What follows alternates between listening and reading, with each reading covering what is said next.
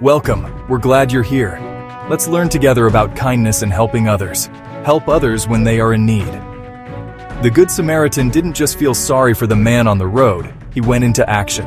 He bandaged the man's wounds, put him on his own donkey, and made sure he was cared for at the inn. Kindness means doing something to help others, not just feeling sorry or saying kind words. You can do this by helping a friend who is hurt or sad, sharing your things with someone who needs them, or helping a sibling or parent at home. The Bible reminds us in Galatians 6:10, "Therefore, as we have opportunity, let us do good to all people, especially to those who belong to the family of believers." This verse teaches that whenever we see a chance to help, we should do it, because kindness is meant to be acted out, not just thought about. Your kindness will draw people to God. Speak kindly and be gentle with others. Kindness is not only about what we do, but also about what we say. The Good Samaritan didn't scold the man or make him feel ashamed. He treated him gently and with care. Words can either hurt or heal, and speaking kindly can make someone feel loved, respected, and safe. For example, you can encourage a classmate who is struggling by asking him, "How are you doing?" Find out, and then if it is something that you can help, do so. If not, you may pray for him. Saying thank you and please to those around you show that you are kind towards them. Speaking nicely to someone who may have been mean to you also go a long way. Proverbs 16:24 says, "Gracious words are a honeycomb, sweet to the soul and healing to the bones."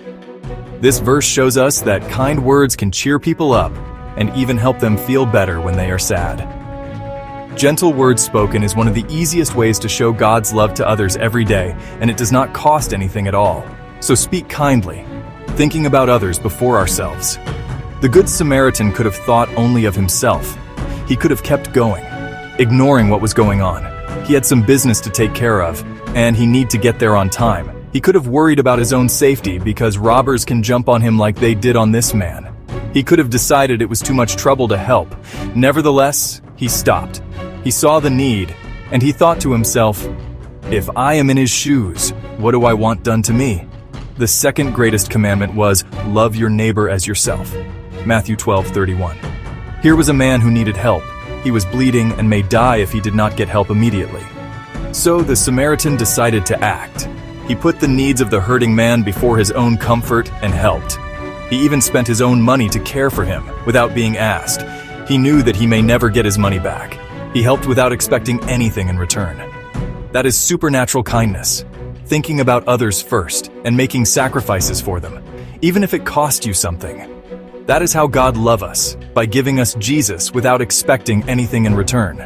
At school, this might mean sharing your small snacks, helping a friend by taking time to explain how to solve the math problem, or include someone who is left out by others in a game. You may never get anything in return, but you do it anyway. At home, it might mean helping a sibling with chores without complaining or comforting a parent when they are tired. Again, you may not get a thank you, but do it anyway, because God sees your heart and the things that you do for others. You do all these because you love God and do not expect anything in return. You are showing God's love through your actions, and God will repay your kindness in His time. Philippians 2:4 says, "Let each of you look not only to your own interests, but also to the interests of others." Thank you for watching. Remember to show kindness every day. See you next time.